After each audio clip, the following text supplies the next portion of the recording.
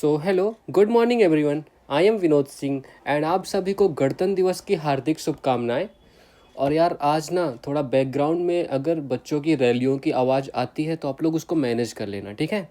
तो चलिए शुरू करते हैं 26 जनवरी का करंट अफेयर्स। तो आज की क्लास में अंतर्राष्ट्रीय शिक्षा दिवस, अंतर्राष्ट्रीय ग्लास कांग्रेस, भारत निर्यातित उत्पाद। तो WTO ने भारत के निर्यातित उत्पादों की लिस्ट जारी की है, ठीक है। तो इसरो का 100th mission NVS-02, digital tree आधार कार्यक्रम लॉन्च हुआ है, और CBDC बैन, डोनाल्ड ट्रंप ने अपनी डिजिटल करेंसी बैन कर दिया है। तो इन सब के बारे में डिस्कस करने वाले हैं, ठीक है। चलिए, सो क्वेश्चन नंबर 1, हाल ही में अंतर्राष्ट्रीय शिक्षा दिवस 2025 कब मनाया गया?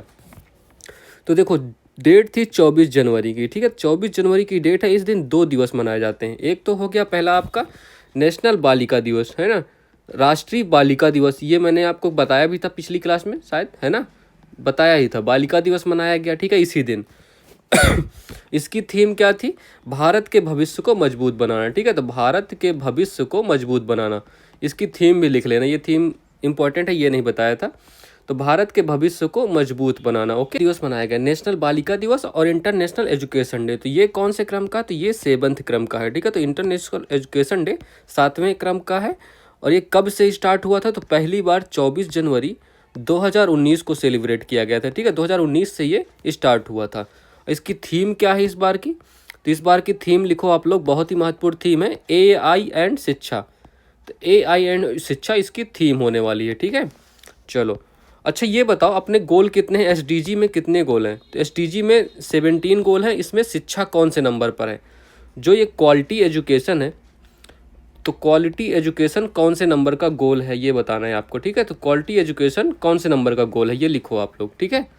अच्छा, तो एक प्रोग्राम मैंने और बताया था आपको, बेटी बचाओ बेटी पढ़ाओ, है ना। इसके अभी हाल ही में 10 साल पूरे हुए थे, क्योंकि कब लॉन्च हुआ था? ये 22 जनवरी 2015 को लॉन्च हुआ था।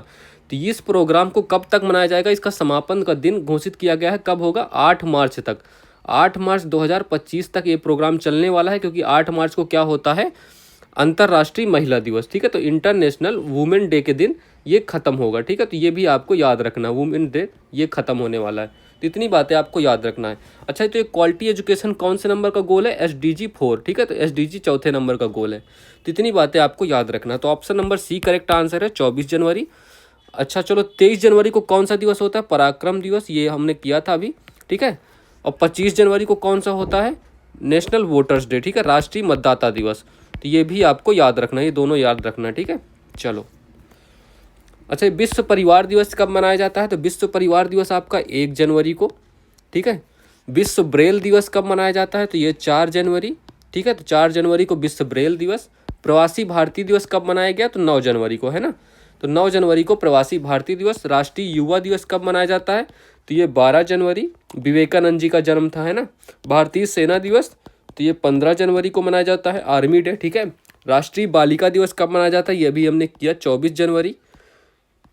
राष्ट्रीय मतदाता दिवस कब मनाया जाता है? ये 25 जनवरी को। राष्ट्रीय पर्यटन दिवस, ये भी 25 जनवरी को मनाया जाता है। तो राष्ट्रीय मतदाता और राष्ट्रीय पर्यटन दिवस 25 जनवरी को कल मनाए गए दोनों। गणतंत्र दिवस जो कि आज है, ये 26 जनवरी को मनाया जाता है। इसके हम सारे इंपॉर्टेंट क्वेश्चन कल करने वाले हैं, ठीक है, कल पूरा डिस्कस करेंगे। विश्व हिंदी दिवस कब मनाया जाता है? तो ये 10 जनवरी को मनाया जाता है। चलो, तो ये सारे दिवस आपके लिए इंपॉर्टेंट है, इन सबको भी याद रखना है। चलो, क्वेश्चन नंबर 2, हाल ही में 27वीं अंतर्राष्ट्रीय ग्लास कांग्रेस 2025 का आयोजन कहाँ हुआ है?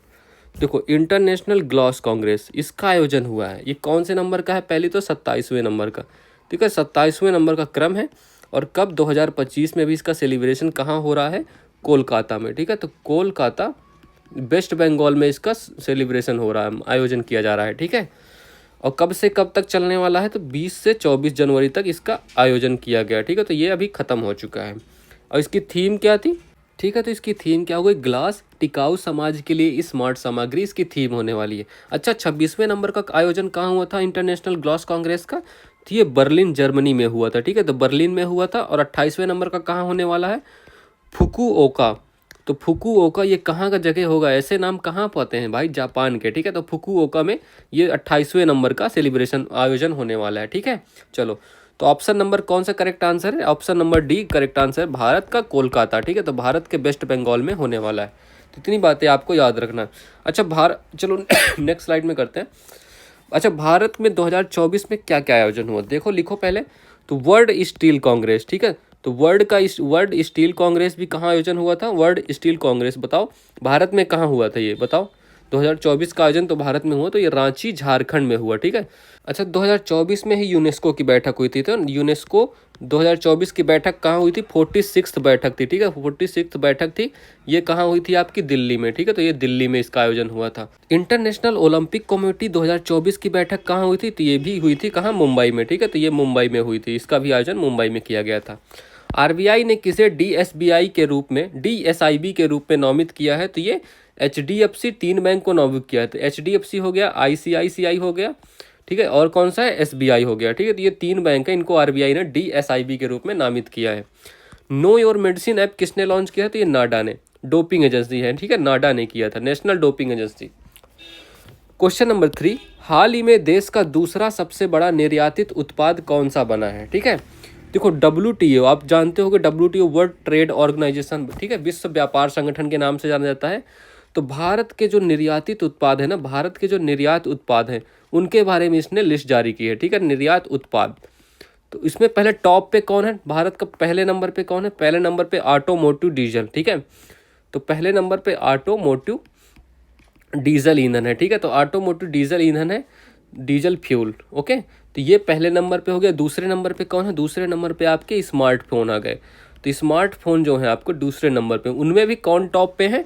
एक तो एप्पल हो गया, एप्पल हो गया, और दूसरा कौन सा टॉप पे है? सैमसंग। तो देखो ये महंगे महंगे फ़ोन भारत बाहर भेज देता है, अपन कौन यूज़ करते हैं? वीवो, ओप्पो, है ना।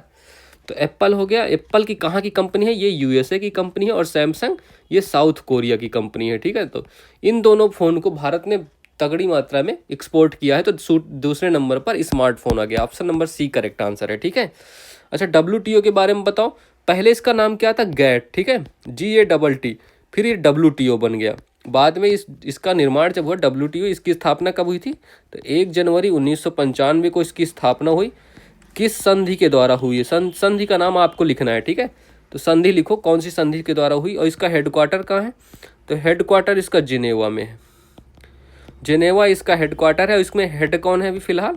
तो दूसरी बार लगातार आयोजित बनी है ये नागोजी ओंकाजा, नागोजी ओंकाजा इबेला, ठीक है, तो नागोजी ओंकाजा, सही से लिखो यार, ओंकाजा इबेला, ठीक है। चलो, तो ये फिलहाल इसकी हेड है, ठीक है। चलो, ये कहाँ की है? नाइजीरिया की है, ये भी याद रख सकते हो आप। और इसमें अभी कितने मेंबर हैं टोटल? 164 मेंबर हैं, और लेटेस्ट मेंबर कौन सा है? अफगानिस्तान, 164 नंबर का, ठीक है। चलो, इतनी बातें आपको याद रखना है। तो अच्छा, तो अब ये कौन सी संधि हुई थी? तो ये भी लिख लो आप, मराकेश। तो मराकेश संधि में इसकी स्थापना हुई थी, मराकेश संधि द्वारा, ठीक है। चलो, तो option number C correct answer है, स्मार्टफोन। हाल ही में वर्ल्ड पिकलबॉल लीग का पहला संस्करण कहाँ प्रारंभ हुआ है? तो ये हुआ है मुंबई में, ठीक है, तो मुंबई में होने वाला है। तो मुंबई में ये प्रारंभ हुआ है, और कितनी इसमें 6 टीमें होने वाली हैं, ठीक है, जैसे IPL नहीं होता, तो वैसे ही इसमें 6 टीम होने वाली हैं, ठीक है। चलो, खेलो इंडिया विंटर गेम्स 2025 ये कहाँ आयोजित हुआ? तो इसका पहला चरण अभी स्टार्ट हो गया। तो फर्स्ट चरण कहाँ हुआ? लेह में स्टार्ट हो गया, ठीक है, लेह में शुरू हो गया है। और जबकि दूसरा चरण कब स्टार्ट होगा? दूसरा चरण आपका फरवरी में होगा, फरवरी 2025 में, जम्मू एंड कश्मीर में, ठीक है। हाल ही में रक्षा मंत्री राजनाथ सिंह ने युद्ध क्षेत्र निगरानी प्रणाली संजय कहाँ लॉन्च किया है? तो ये न्यू दिल्ली में लॉन्च किया गया है, ठीक है। तो ये मतलब युद्ध क्षेत्र की मतलब निगरानी रखेगा, जमीन पर भी, आकाश से भी, ठीक है। चलो, क्वेश्चन नंबर 4, हाल ही में भारतीय अंतरिक्ष अनुसंधान संगठन ने NBS-02 उपग्रह किस रॉकेट से लॉन्च प्रक्षेपित किया? ठीक है, ये भी हाल ही में प्रक्षेपण किया गया इसका, तो आप बताना है। अच्छा, NBS-02 आपने कुछ नाम सुना है क्या इसका ऐसे पहले भी? तो अरे ठीक से लिखो, NBS-02, ठीक है, ये लॉन्च किया गया है। पहली बात तो ये इसरो का 100th मिशन है। किसने लॉन्च किया? इसरो ने, और इसका ये 100th मिशन है, ठीक है। तो ये मिशन बहुत ही ज़्यादा आपके लिए इंपॉर्टेंट होने वाला है, ठीक है। 100th मिशन याद रखना, बहुत बार एग्जाम में पूछा जाएगा, ये देखना। और ये NBS-02 क्या है? दूसरी पीढ़ी का है, दूसरी पीढ़ी का दूसरा उपग्रह है, ठीक है, दूसरी पीढ़ी का दूसरा उपग्रह है, ठीक है। तो ये भी आपको याद रखना है। तो दूसरी पीढ़ी का दूसरा उपग्रह है, तो पहला उपग्रह कौन है वो आप कमेंट करके बताओ, ठीक है। तो पहला उपग्रह कौन है यहीं पे लिखो। तो फर्स्ट उपग्रह कौन है, फर्स्ट नंबर का कौन सा है, ठीक है। तो ये भी आपको लिखना है अभी। चलो, तो ये किस व्हीकल से लॉन्च हो रहा है, व्हीकल कौन है इसका, तो ये GSLV, व्हीकल का नाम लिखो GSLV F-15। तो GSLV F-15 से लॉन्च हो रहा है। कब लॉन्च हुआ है, 24 जनवरी को, ठीक है। 24 जनवरी को लॉन्च हो गया है।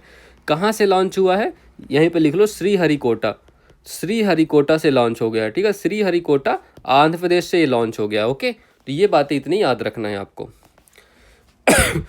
अच्छा चलो, ये दूसरी, इसका भी लिखो, ये कौन सा उपग्रह है, दूसरी पीढ़ी का पहला उपग्रह NVS-01 है ना, ये इसका नाम है NVS-01। इसके बारे में लिख लो, ठीक है, यहीं पे लिख लो। चलो, ठीक है। तो NVS-01 कब लॉन्च किया गया था, पहली बात ये जो 2023 में लॉन्च हुआ था, और किस व्हीकल से लॉन्च हुआ था, GSLV F-12 से, ठीक है। तो F-12 से लॉन्च हुआ था, तो ये याद रखना है, ठीक है। अभी इसी से ना स्वदेशी परमाणु घड़ी पहली बार उड़ाई जाएगी, तो ये भी आपको इंपॉर्टेंट है, NVS-01 भी, ठीक है।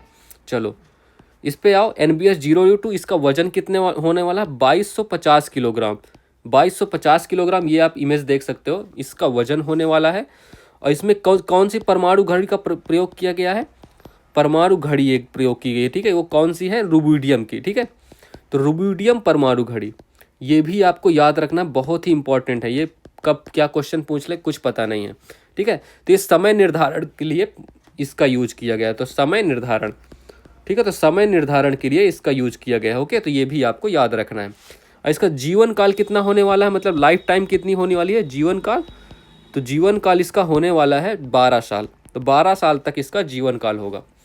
और ये पुराने नाभिक उपग्रह को रिप्लेस कर रहा है, यहीं पे लिखो किसको रिप्लेस कर रहा है, तो रिप्लेस करेगा ये किसको, एक नाभिक उपग्रह है। पहले अपना नाभिक ग्रह किसको रिप्लेस कर रहा है, तो IRNSS-1E इसका स्थान लेने वाला है, ठीक है। तो ये भी आपको लिखना है, आपको मार्क कर लेना, लिख लेना। Option number D correct answer है, ये भी करेक्ट लिख लेना, ठीक है।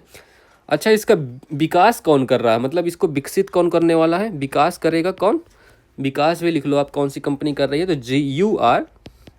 UR सैटेलाइट सेंटर में इसका विकास होगा, ठीक है। तो UR सैटेलाइट सेंटर में इसका विकास होने वाला है। इतनी बातें आपको याद रखना है, ठीक है। चलो, एक्सपोसैट का प्रक्षेपण किसने किया, तो ये किससे प्रक्षेपण हुआ था, PSLV C-58 से, ठीक है। PSLV C-58 से इसका प्रक्षेपण हुआ था। भारत का पहला घरेलू भू-स्थिर उपग्रह कौन सा है, तो ये पता है ना आपको, इनसैट, तो INSAT-1A ये पहला भू-स्थिर उपग्रह है भारत का, ठीक है। प्रोबा 3 घरेलू, प्रोबा 3 उपग्रह किससे लॉन्च किया गया था, तो PSLV C-59 से, ठीक है। तो PSLV C-59 से प्रोबा 3 लॉन्च किया गया। स्पेडेक्स किससे लॉन्च किया गया था, अच्छा किसी ने कमेंट करके पूछा था स्पेडेक्स में डॉकिंग अनडॉकिंग कैसे होती है, तो वो भी जान लेंगे हम इसी में, ठीक है। तो PSLV C-60 से लॉन्च किया गया था स्पेडेक्स। और ये कौन सा डॉकिंग सॉरी, तो इसमें 2 उपग्रह लॉन्च होने वाले थे, SDX-01 और SDX-02। तो इन दोनों की क्या स्पेस में क्या होने वाली, डॉकिंग होने वाली। डॉकिंग का मतलब क्या होता है, डॉकिंग मतलब जुड़ना, ठीक है। मतलब जैसे 2 उपग्रह हैं, दोनों को आपस में स्पेस में जोड़ा जाएगा, देन इनके बीच में एनर्जी का ट्रांसफर होगा, ठीक है। एनर्जी ट्रांसफर करके जब हमें एनर्जी प्राप्त हो जाएगी, फिर ये अलग हो जाएंगे, है ना। तो ये मतलब होता है डॉकिंग अनडॉकिंग का, ठीक है। चलो, और इसमें भी भारत सफल रहा है और सफल होने वाला 4th देश बन गया है, ठीक है। चलो, तो ये याद रखना। GSLV F-14 से क्या लॉन्च किया गया था बताओ, तो ये INSAT 3DS, ठीक है। INSAT 3DS लॉन्च किया गया था इससे, ठीक है। कब लॉन्च किया गया था, फरवरी 2024 में। तो फरवरी 2024 में लॉन्च किया गया था, तो ये भी याद रखना है आपको। क्वेश्चन नंबर 5, हाल ही में किस राज्य ने प्रतिष्ठित चिनार के पेड़ों के संरक्षण के लिए डिजिटल ट्री आधार कार्यक्रम शुरू किया है। मतलब देखो इमेज में देखो, अब पेड़ों का भी आधार कार्ड बनेगा, है ना। अब ये क्यों किया जा रहा है देखते हैं। चिनार के पेड़, है ना, इसको हम कश्मीरी चिनार के नाम से भी जानते हैं, कश्मीर चिनार। तो कश्मीर चिनार के नाम से भी जानते हैं, तो इसका मतलब समझ गए ना, अब ये जम्मू कश्मीर में पाए जाएंगे, ठीक है। तो कौन सा option number C correct answer होगा आपका, ये अब तो पहले मार्क करो। इसका वैज्ञानिक नाम क्या होगा, तो साइंटिफिक नेम क्या होने वाला है, तो वैज्ञानिक नाम बताओ इसका कमेंट करके। प्लेटेनस लिख लो आप, तो प्लेटेनस ओरिएंटलिस, ठीक है। तो प्लेटेनस ओरिएंटलिस ये इसका वैज्ञानिक नाम होने वाला है, ठीक है। तो ये नोट कर लेना, पूछेगा नहीं बट कभी कभी क्या पूछता है, हटा। तो इस ये कहाँ का मूल निवासी है, ये इंपॉर्टेंट है। तो ये मूल निवासी कहाँ का है, चिनार पेड़ जो है ये मूलतः कहाँ पाए जाते हैं, तो ग्रीस या मतलब दक्षिणी यूरोप में पाए जाते हैं, ठीक है। दक्षिणी यूरोप या ग्रीस, है ना, आपको पता होगा दक्षिणी यूरोप या ग्रीस में पाया जाता है ये यहाँ का मूल निवासी। ये इंपॉर्टेंट क्वेश्चन है आपके लिए। तो ये कश्मीर में मेनली पाया जाता है, ठीक है। तो कश्मीर में मेनली पाया जाता है, उसमें भी पूर्वी हिमालय में बहुत ज़्यादा प्रसिद्ध है। यहाँ पर एक चार चिनार द्वीप है, चार चिनार द्वीप है, और इस द्वीप का नाम भी इन्हीं पेड़ों के नाम पे पड़ा है, क्योंकि यहाँ पे ना चार चिनार के पेड़ हैं, चार चिनार के पेड़ हैं, इसी वजह से इनका नाम चार चिनार द्वीप रख दिया गया है। और ये कहाँ है, डल झील में है, ठीक है। तो डल झील में ये द्वीप है, ओके। तो डल झील श्रीनगर के पास ये द्वीप है, तो ये आपको याद रखना है, ठीक है, श्रीनगर। तो option number C Jammu Kashmir correct answer है। अच्छा, इसकी टोटल लेंथ कितनी होती है, 30 मीटर इसके ऊंचे होते हैं, और ये पूरी ऊंचाई को पाने में लगभग 150 साल लगाते हैं, मतलब 150 साल तक बढ़ते रहते हैं, ठीक है। ये इतना याद रखना। इसका उपयोग किस लिए होता है, यूज भी लिख लो, इतना कुछ लिख रहे हो तो। यूज इसका होता है औषधि में, औषधि में इसका यूज होता है। एंड किसमें, सौंदर्यात्मक, मतलब सुंदरता, मतलब काफ़ी सुंदर होती है, सौंदर्यात्मक, सौंदर्यात्मक लकड़ी में यूज होता है। और प्राकृतिक रंग बनते हैं इसके, ठीक है। इसकी लकड़ी से प्राकृतिक रंग बनते हैं, तो प्राकृतिक रंग, इन सब चीज़ों में इसका यूज होता है। तो option number C correct answer है, जम्मू कश्मीर, ओके। चलो, अब ये देखो कुछ महत्वपूर्ण घास के मैदान है विश्व के, ये भी लिख लो। तो प्रेरीज कहाँ, घास के मैदान कहाँ है, तो ये यूएसए। तो यूएसए में इसको घास के मैदानों को प्रेरीज कहते हैं। लानोस कहाँ कहते हैं, ये कहाँ कहते हैं, वेनेजुएला। तो वेनेजुएला, ठीक है, तो वेनेजुएला इसको लानोस कहते हैं। कंपोज ब्राज़ील में, तो ब्राज़ील में घास के मैदानों को क्या कहते हैं, कंपोज। पंपास अर्जेंटीना, है ना, तो अर्जेंटीना में घास के मैदानों को क्या कहते हैं, पंपाज। ये महत्वपूर्ण है, ये एग्जाम में सीधे क्वेश्चन आता है, तो आप ठीक से करो। पुस्ताज कहाँ कहते हैं घास के मैदानों को, हंगरी में। तो हंगरी में पुस्ताज कहते हैं, ठीक है। और ये अफ्रीकन सवाना, अफ्रीका में किसे कहते हैं, सवाना कहते हैं। और बेल्ट कहाँ कहते हैं, ये साउथ अफ्रीका में, ठीक है। साउथ अफ्रीका में घास के मैदानों को बेल्ट कहते हैं। यूरोप में इसे स्टेपी कहते हैं।